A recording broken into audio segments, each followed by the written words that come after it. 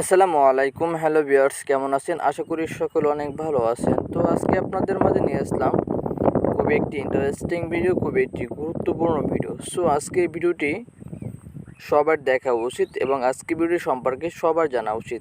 এই ভিডিওটি সবারই প্রয়োজনের একটি ভিডিও। সো আজকে আমি আপনাদেরকে দেখাবো যে আপনারা কিভাবে কল ফরওয়ার্ডিং করবেন এবং কল ফরওয়ার্ডিং অফ করে রাখবেন।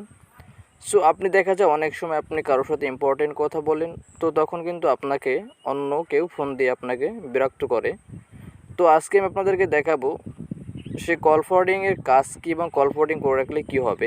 সো আমি এইমাত্র যে কথাটা বললাম যে আপনাকে যদি কেউ বিরক্ত করে সেক্ষেত্রে আপনি কিন্তু কল ফরওয়ার্ডিং করে রাখতে পারবেন এবং আপনার যখন ইচ্ছে তখন কিন্তু আবার সেটাকে আপনি অফ করে রাখতে পারবেন। আপনি যদি কারোর সাথে কথা বলেন দীর্ঘ সময়, তখন যদি আপনাকে কেউ ফোন করে যদি আপনাকে বিরক্ত করে অথবা দেখতে চায় যে আপনি কারোর সাথে কথা বলেন কিনা, এই বিষয়ে যদি ট্রাই করতে চায়, সেক্ষেত্রে যদি আপনি যদি এই কল ফরওয়ার্ডিং সেটিংসটি করে রাখেন, সেখান থেকে তো আপনার ক্ষেত্রে অনেক সুবিধা হবে। সো যখন আপনাকে কল করা হবে তখন কিন্তু বলবে যে এই নাম্বারটি এখন আর ব্যবহৃত হচ্ছে না। সো এরকম ইন্টারেস্টিং ভিডিও পেতে অবশ্যই এই চ্যানেলটাকে সাবস্ক্রাইব করে রাখবেন এবং পাশে থাকা অল বেল আইকনটি বাজিয়ে দেবেন এবং আপনাদের মূল্যবান মতামতটি কমেন্ট করে অবশ্যই জানিয়ে দেবেন। তো আর বেশি কথা না বেরিয়ে চলে যায় আমাদের মূল কাজে। কাজটি করার জন্য আপনার কোনো অ্যাপ্লিকেশনের প্রয়োজন হবে না, আপনাকে চলে যেতে হবে আপনাদের ডায়াল অপশনে। তো আমি ডায়াল অপশনে চলে আসলাম। এখানে আসার পরে আপনি 3 ডট কিছু অপশন পেয়ে যাবেন, আপনি এখানে একটি ক্লিক করে দেবেন। তো আমি 3 ডটে ক্লিক করে দিলাম। তারপর এখানে আপনারা সেটিংস নামে একটি অপশন আছে, আপনারা সেটিংসে আপনারা ক্লিক করে দেবেন। সেটিংসে ক্লিক করে দেওয়ার পরেই আপনার এখানে দেখতে পাবেন কলিং অ্যাকাউন্ট নামে একটি অপশন আছে, তো আপনারা এটাতে ক্লিক করে দেবেন। তো এটাতে আমি এটি ক্লিক করে দেওয়ার পরে আমার সামনে এরকম ইন্টারভিউ শো করবে। তো আপনারা এখান থেকে যদি এরকম অপশন না আসে, তাহলে আপনাদের ক্ষেত্রে যে কাজটি করণীয় সেটি হচ্ছে আপনারা সোজা সেটিংসে গিয়ে কল ফরওয়ার্ডিং লিখে সার্চ করে দিলেই কিন্তু সে সেটিংসটি চলে আসবে। তো এখানে যদি আপনাদের ক্ষেত্রে এরকম অপশন আছে, তারপর এখানে এরো আইকনে ক্লিক করে দিবেন। তো আমি এখানে এরো আইকনে ক্লিক করে দিলাম। তারপর এখানে দেখতেই পাচ্ছেন যে কল ফরওয়ার্ডিং নামে কিন্তু অপশনটা চলে আসছে। তো আসার পরে এখানে আপনার এরো আইকন যেটা আছে সেটাতে একটি ক্লিক করে দিবেন। সো আমি এটাতে একটি ক্লিক করে দিলাম। তো এখন আপনি এখানে কথা হচ্ছে আপনি কোন সিমটাতে আপনি কল ফরওয়ার্ডিংটা অপশনটা চালু করে রাখবেন, সেই সিমটি আপনি এখান থেকে সিলেক্ট করে নেবেন। তো আমি এখান থেকে আমার জিপি সিমটা আমি সিলেক্ট করে নিলাম। তো আমি জিপি সিমে একটি ক্লিক করে দিলাম। ক্লিক করে দেওয়ার পর এখানে টপে করতে হবে। এখানে 4টা অপশন আছে, সেটাকে একটু সময় নেবে এটা পূরণ হওয়ার জন্য।